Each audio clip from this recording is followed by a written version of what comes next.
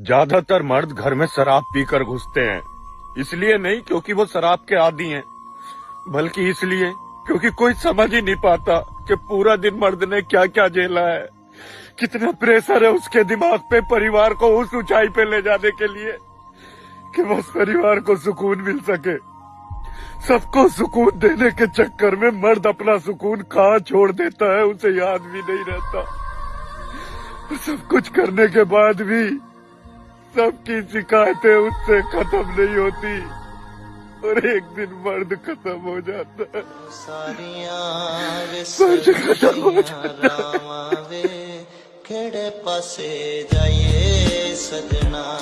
ज्यादातर मर्द घर में शराब पीकर घुसते हैं, इसलिए नहीं क्योंकि वो शराब के आदी हैं,